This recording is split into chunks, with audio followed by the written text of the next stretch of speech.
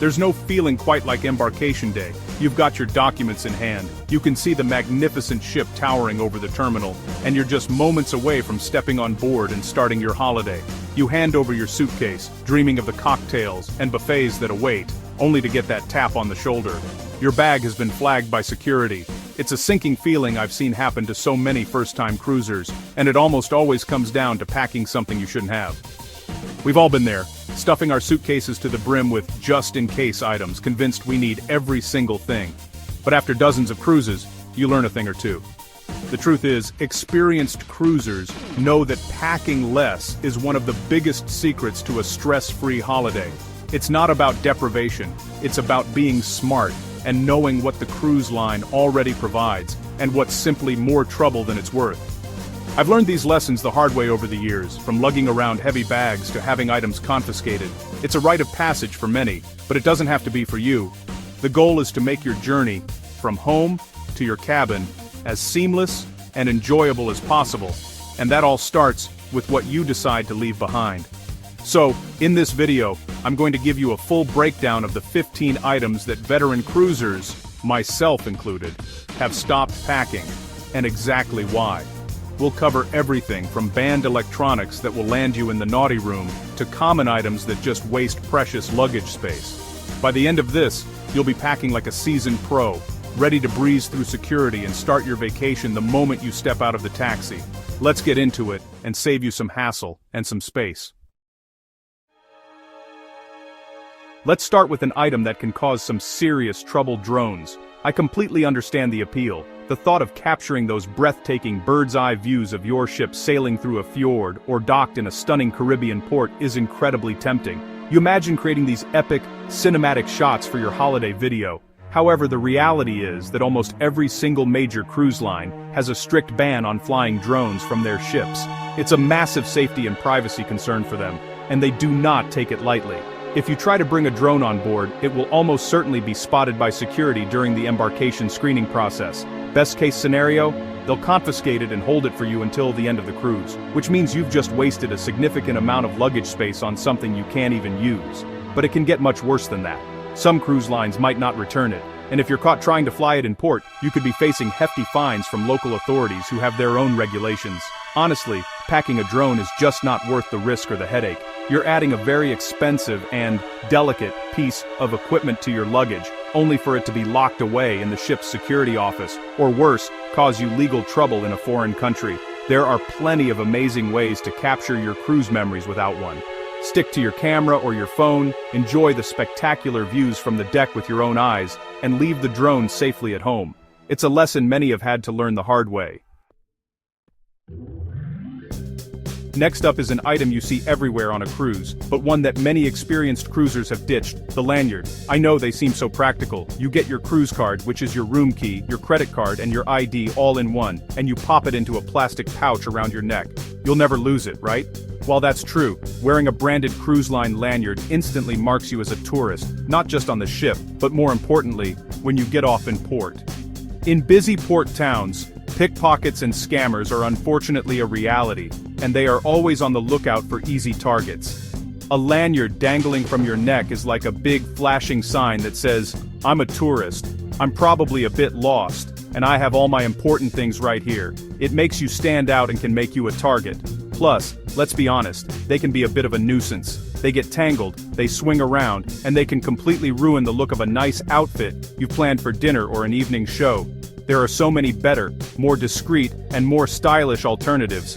A small, slim card holder that fits easily into a pocket is a great option. Many people now use phone cases that have a built-in wallet on the back, which is incredibly convenient. For women, a small crossbody bag is perfect for carrying your card, phone, and a bit of cash.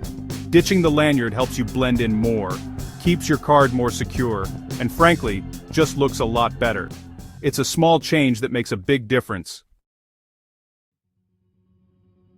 This next one might seem like a clever idea for keeping in touch with your family or friends on a massive cruise ship, but it's a classic rookie mistake: packing walkie-talkies. The logic seems sound, especially if you don't want to pay for the ship's Wi-Fi. You can give one to your kids and one to your partner, and you can all stay connected across 15 decks. The problem is, it simply doesn't work. cruise ships are essentially gigantic floating structures made of steel. These massive metal hulls and the countless steel walls that make up the cabins and corridors are incredibly effective at blocking the radio signals that walkie-talkies rely on. You might find that they work if you and the other person are both on the same open deck and within sight of each other, but the moment one of you goes inside, or even to a different deck, the signal will be lost. You'll just get static. It makes them completely unreliable and ultimately useless for what you intended. Instead of wasting space on bulky walkie-talkies and a bunch of batteries, your best bet is to use the communication methods designed for the ship environment. Most cruise lines now have their own free-to-use apps that include a chat or messaging feature, allowing you to text others on board while connected to the ship's network, even without a paid internet package. If you do have Wi-Fi, apps like WhatsApp or iMessage work perfectly. Or you can go old school and simply leave a note on the cabin door.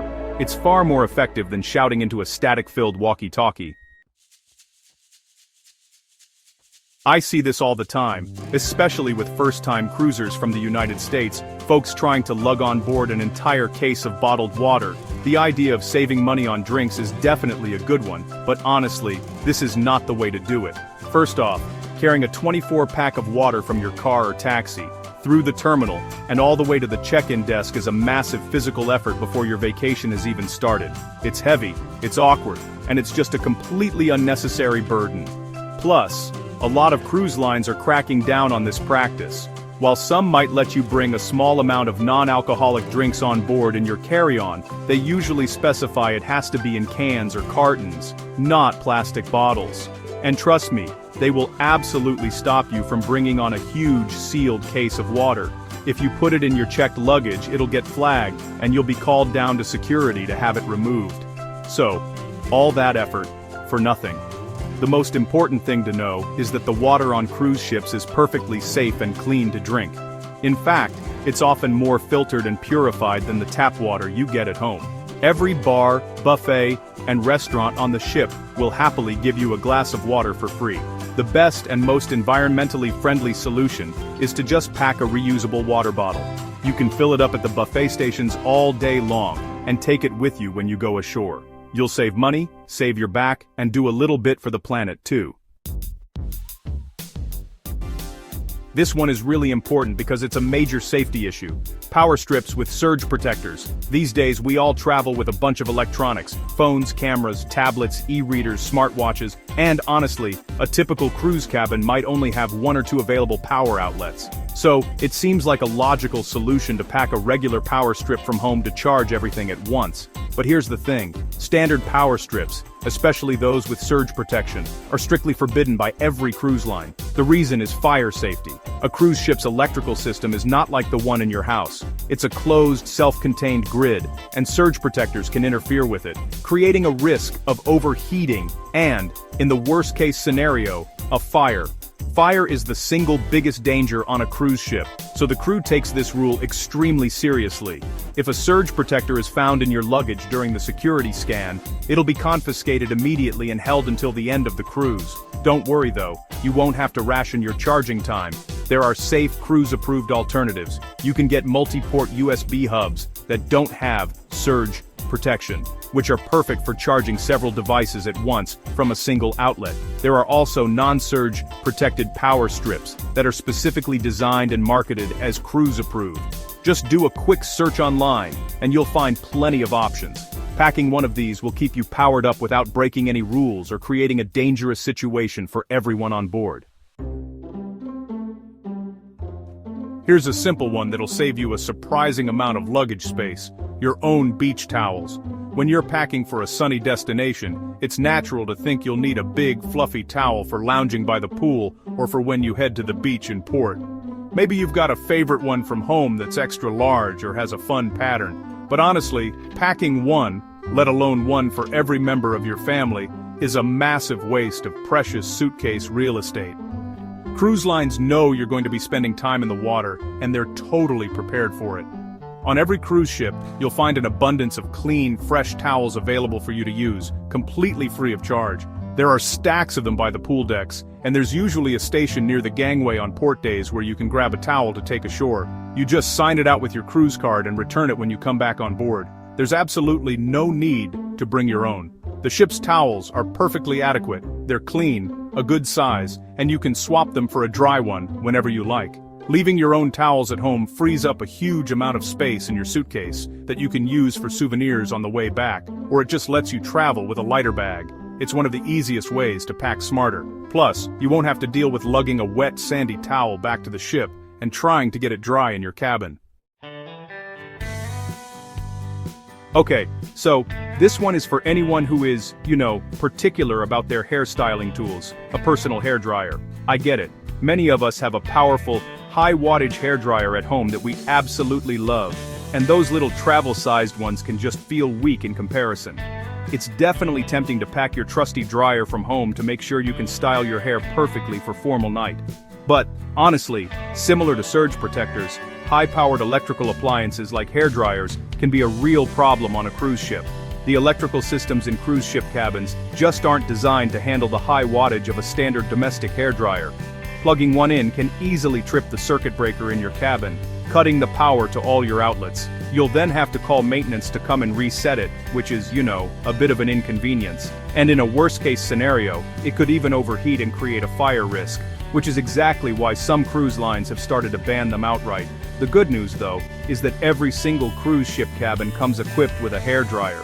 Now, I'll be honest, they are not always the most powerful models in the world. They're often attached to the wall in the bathroom or stored in a drawer at the vanity. But honestly, they do the job. My advice? Just give the ship's dryer a try. Or even better, embrace the holiday vibe. You're at sea, the air is salty, so why not go for a more natural, beachy hairstyle? It'll save you space, prevent any electrical issues, and give you one less thing to worry about. So, I'm a big reader, and for me, there's honestly nothing better than relaxing on a sea day with a good book. In the past, I used to pack 3 or 4 thick paperbacks for a week-long cruise, always telling myself I needed options. But I'd end up reading 1, maybe 2, and the rest were just dead weight that I had to lug around the world with me. Physical books are lovely, but they're heavy, and they take up a surprising amount of space in your luggage. This is where technology is truly your best friend. An e-reader, like a Kindle or a Kobo, is honestly an absolute game-changer for cruisers who love to read. You can load dozens, even hundreds of books onto a single, lightweight device that takes up less space than one paperback. The battery lasts for weeks, and many models have a backlit screen, so you can read on your balcony at night without disturbing anyone. It's just the perfect solution. And if you don't have an e-reader, your tablet, or even your smartphone can do the same job using a reading app. Oh, and don't forget about audiobooks. They're fantastic for sea days when you just want to lie by the pool with your eyes closed, or for listening to while you get ready for dinner. Most cruise ships also have a library on board where you can borrow books for free. So please, leave the heavy stack of paperbacks at home. Your back and your baggage allowance will definitely thank you. Alright, so this is an item that became really popular in the cruising community as a so-called packing hack, but it's actually one you should now avoid: the over-the-door shoe organizer. The idea was to hang one of these plastic organizers with all its little pockets over the back of your cabin, or bathroom door to store toiletries, shoes, sun cream, and all those other bits and pieces that can clutter up a small cabin. It honestly seemed like a brilliant way to create extra storage space, and, for a while, it was. But cruise lines have caught on, and most of them now actually ban these organizers. The problem is with the metal hooks that you use to hang them over the top of the door. These hooks can scratch, scrape, and damage the wood or the paint finish on the cabin doors. And when this happens, the cruise line has to repair it, and they'll often pass that cost directly on to you in the form of a damage fee charged to your onboard account. It's an expensive and honestly pretty unpleasant surprise at the end of your holiday. A much better and cruise line approved solution for adding storage is to use magnetic hooks. Most cabin walls and ceilings are made of metal, so you can stick powerful magnetic hooks anywhere you like to hang up hats, bags, lanyards, or even lightweight clothing. You can buy them very cheaply online. They take up almost no space in your luggage, and they leave no marks behind. They give you that extra storage you're looking for without the risk of damaging the cabin and getting a hefty bill.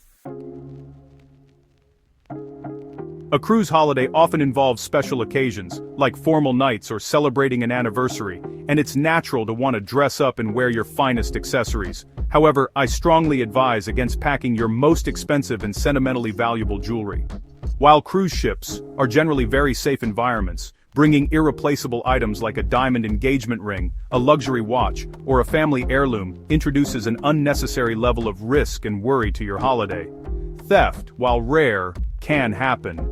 But more commonly, things just get lost or damaged. A ring could slip off your finger while you're swimming in the pool or the ocean. A delicate necklace could get broken during an active shore excursion.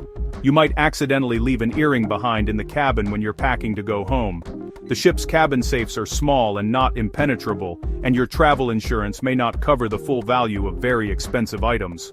The stress of constantly worrying about a valuable piece of jewelry just isn't worth it. My advice is to opt for simple, less valuable, or even costume jewelry. You can find beautiful and stylish pieces that look fantastic with your evening wear, but won't cause a financial or emotional disaster if they get lost or damaged. You'll be able to relax and enjoy yourself fully, whether you're on a zip line in Mexico or dancing the night away on the ship, without a nagging worry in the back of your mind. Save the precious gems for special occasions back on solid ground. This is a topic that always comes up, and it's one of the most common things people try to get away with: smuggling your own alcohol on board. People get very creative with this, using disguised flasks that look like shampoo bottles, hidden compartments in their luggage, or even special rum runner pouches. They think they're being clever and saving a fortune on the ship's bar prices. But I'm here to tell you that the cruise lines have seen it all before. The security staff and their X-ray machines are incredibly good at spotting liquids. They know exactly what a bottle of wine or a flask of vodka looks like on the scanner, no matter how well you think you've hidden it. When they find it, it will be confiscated. You'll be called down to the naughty room, which is just an embarrassing security office, to open your bag and hand over your contraband. You won't get it back until the end of the cruise, so all you've done is waste your money and your luggage space. While it might seem expensive, the most stress-free way to enjoy drinks on board is to either budget for them individually, or if you plan to drink a fair amount, consider a beverage package. Most cruise lines allow you to bring on 1 or 2 bottles of wine or champagne per cabin on Embarkation Day, so you can take advantage of that. Trying to sneak on hard liquor is a game you are very likely to lose. It's better to just follow the rules and avoid the hassle and embarrassment. In the golden age of cruising, formal nights were incredibly grand affairs, with men in full tuxedos and women in floor-length ball gowns. Some people still have this image in their minds when they pack for a cruise and end up bringing heavy, bulky and elaborate formal wear that they might only wear for a few hours. The reality is that cruise ship dress codes, even on the most traditional lines, have become much more relaxed in recent years. Unless you are sailing on a very high-end luxury line, like Cunard, for a transatlantic crossing, a full tuxedo or a bulky gown is almost always overkill. For most cruise lines like Royal Caribbean, Carnival, or Norwegian, formal night is more accurately described as elegant chic, or dress your best. For men, a suit is great, but even a pair of smart trousers with a collared shirt and a blazer is perfectly acceptable. For women, a nice cocktail dress, a stylish jumpsuit, or a smart top and skirt is all you need. Packing a huge suit bag with a tuxedo and all the accessories, or a delicate gown that needs special care, just takes up an enormous amount of space and adds a lot of weight. It's far better to pack 1 or 2 versatile,